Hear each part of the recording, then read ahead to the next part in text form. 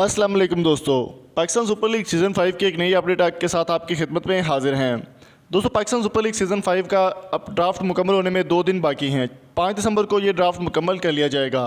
उससे पहले retain list जारी कर दी गई है। तमाम टीमों की जानिब से 8 प्लेयर्स फाइनल कर लिए गए हैं।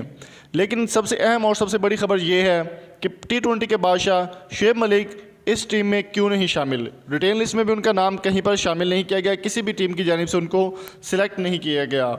तमाम टीम में शुएब मलिक को तकरीबन नाकारा समझ लिया गया।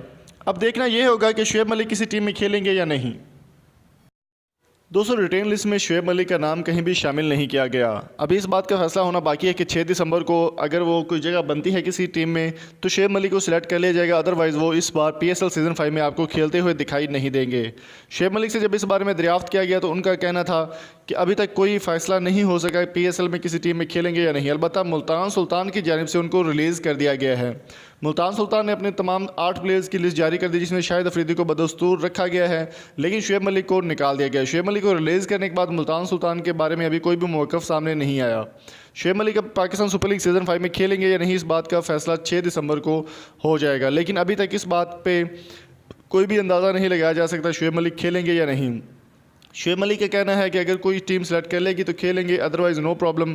वो PSL में खेलें या ना खेलें, इससे उनको कोई फ़र्क नहीं पड़ता। अलबत्ता T20 के वो बादशाह हैं, इस बात का सबको पता है।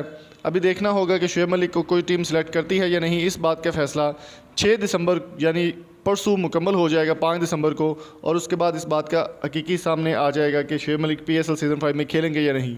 तो दोस्तों, आपकी इस बारे में क्या राय है कमेंट बॉक्स में अपनी कीमती राय से हमें ज़रूर आगाह कीजिएगा। और अगर आपको ये वीडियो अच्छी लगी तो चैनल को सब्सक्राइब ज़रूर कीजिएगा। Thank you so much. अल्लाह हाफिज़।